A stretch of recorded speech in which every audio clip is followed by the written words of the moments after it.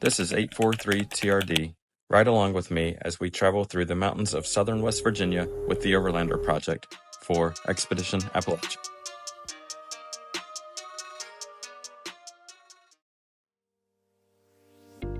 After finishing work on Thursday morning, I would meet up with Addison with Adventure Overland, and we would make our way toward West Virginia, through North Carolina, Virginia, and finally into West Virginia for rally camp at the Camp Creek State Park.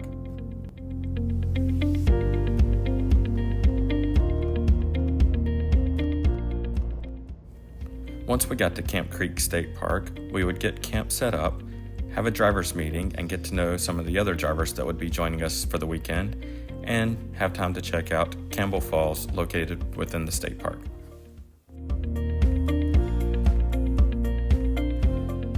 Alright, we just got camp set up. We're here at Camp Creek State Park in Camp Creek, West Virginia, here for a rally night of the Overlander Project Expedition Appalachia trip.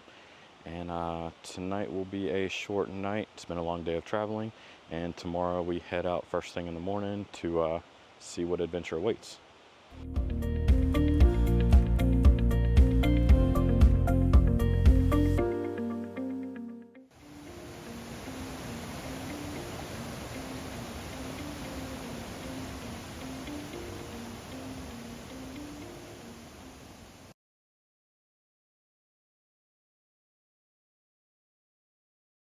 After passing through the gate by the Clown's Mouth, you have officially entered the abandoned and haunted Lake Shawnee Amusement Park. The park operated from 1926 until 1988 and was a popular attraction in Mercer County, especially amongst the families of local coal miners. In the early 90s, work at the now closed park led to the discovery of Native American artifacts. Archaeologists were called in, and it was discovered that the property was located at the former site of a Shawnee tribal and burial grounds. 1966, the mother drops her son off that morning. She returns in time for her son's nowhere to be found. She thinks he walks home. She goes to the house, he's not there. She comes back to Lake Shawnee. They find him at 7 p.m. that night in the bottom of the pond with his arm stuck in a drain pipe. So according to the paranormal investigators that comes here, he hangs out at the front gate where the Clown's Mouth is out there. They think it's cute that this kid has took it up on himself keeping this park safe, but he watches everybody coming and going, and he makes sure everything stays safe. Between the spirits of the deceased Native Americans and some who died while at the amusement park, the now abandoned park became known for its paranormal activities. Many ghost hunters and paranormal experts have visited the park and detailed their interactions with those spirits. Our next stop would be historic Bramwell, West Virginia, home of the millionaires. During our journey, we would learn of the highs and the lows associated with the early coal mining days. Bramwell highlighted the high points and the wealth that coal mining brought to some people. We toured the small town, had a quick lunch consisting of pepperoni rolls and Mr. B's potato chips.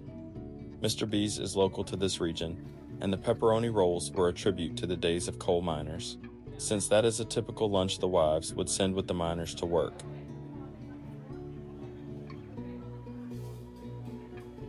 Before leaving Bramwell, we stopped by the Corner Shop Diner for dessert. Here they still make old-fashioned malts, milkshakes, and other treats. The milkshake was delicious.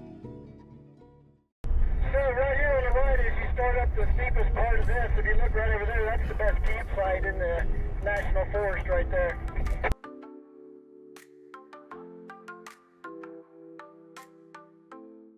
Down through here and we start experiencing these washouts.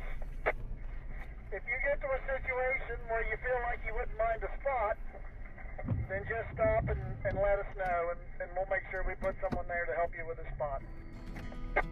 We spent much of the afternoon off-road, traversing trails through the Hatfield and McCoy and the Pocahontas trail systems.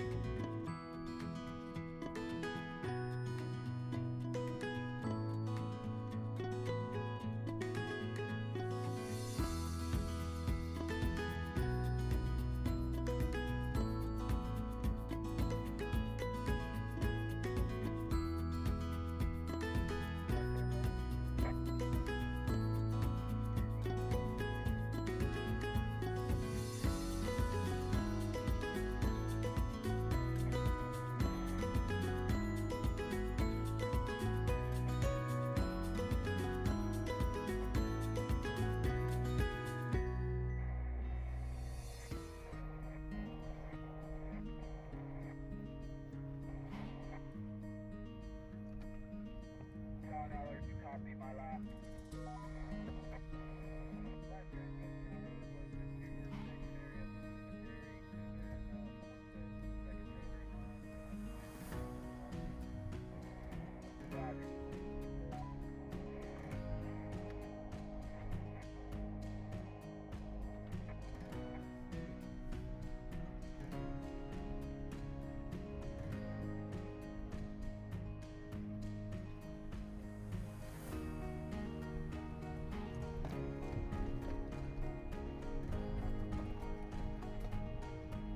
These trails were filled with obstacles such as washouts, creek crossings, off-camber sections.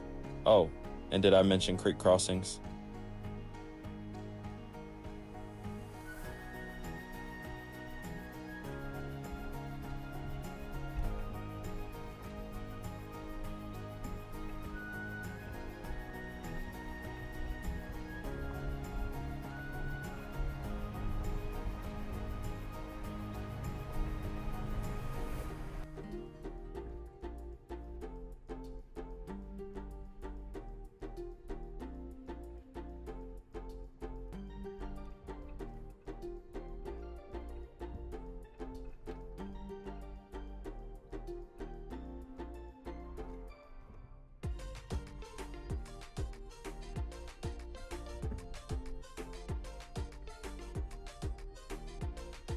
Due to the severe thunderstorms in the area recently, some of the washouts became interesting obstacles, and the creeks were high and flowing fast.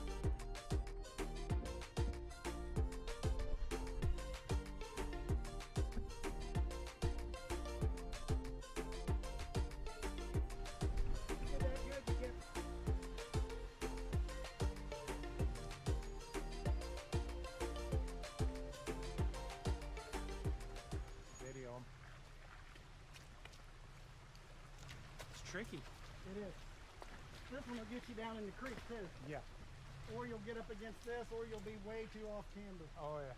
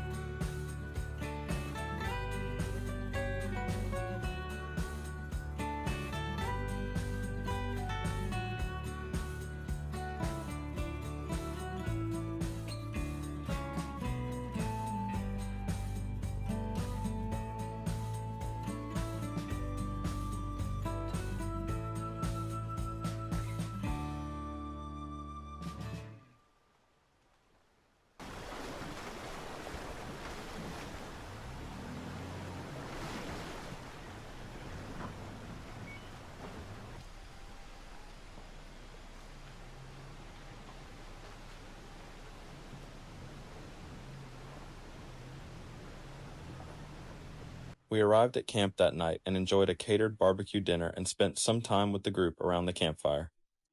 A severe thunderstorm would roll through that night, causing most of us to get very little sleep.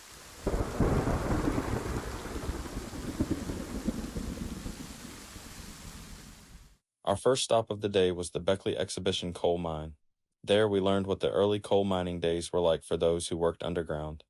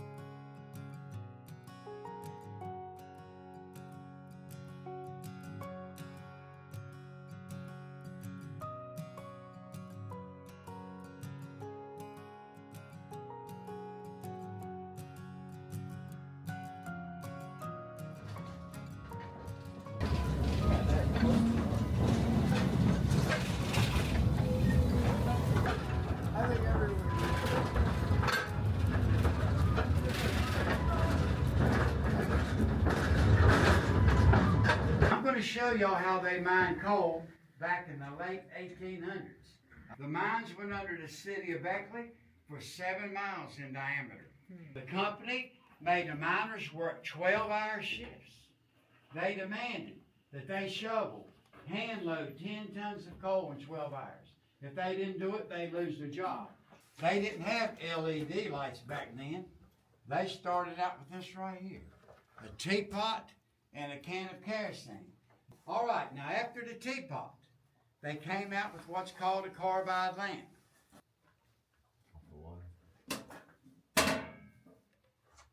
Now, can you imagine working a 12-hour shift with a light like that?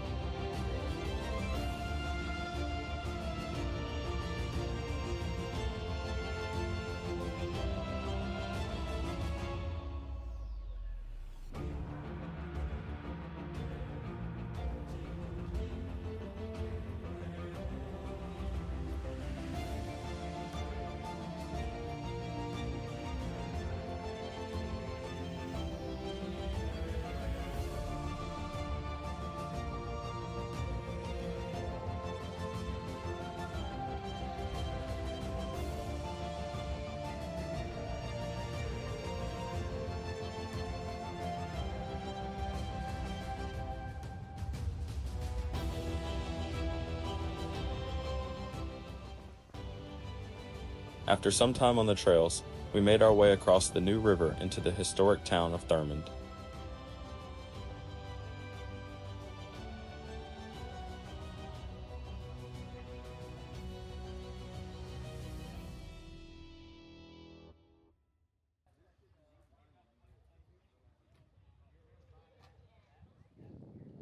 We would soon find our way to Babcock State Park, home of the Glade Creek Grist Mill and a few waterfalls.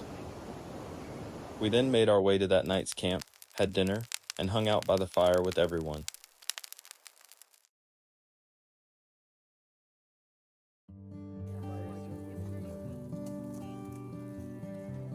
The final morning of the expedition would start with breakfast.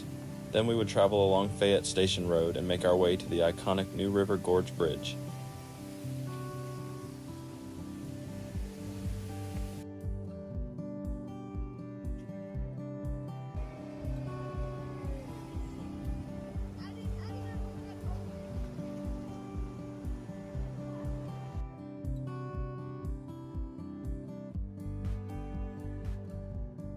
We just finished our last stop with Expedition Appalachia.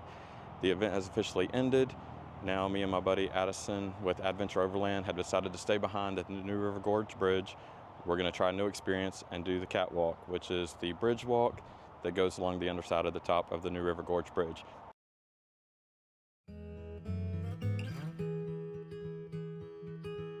This was a new experience for me, as I am not a fan of heights. At 851 feet above ground, the bridge walk offered an incredible perspective of both the bridge and the gorge below.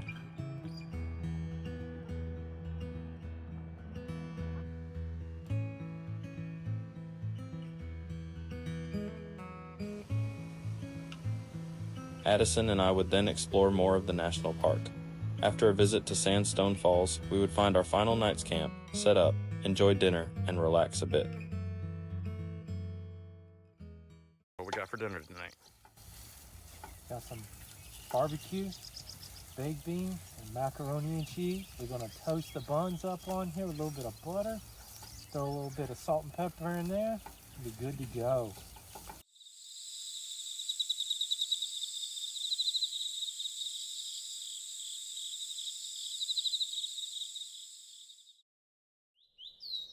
It was time to head home. This was an amazing trip. Thank you to Overlander Project for hosting the event, and to Jerry Bain with Country Roads Coalition for being an awesome guide.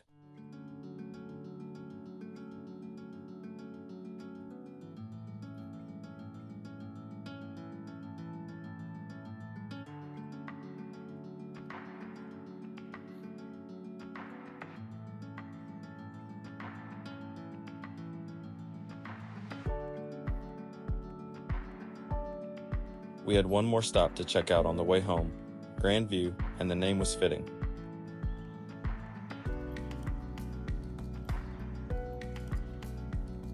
Comment below and let me know what other must-see places I need to visit in West Virginia.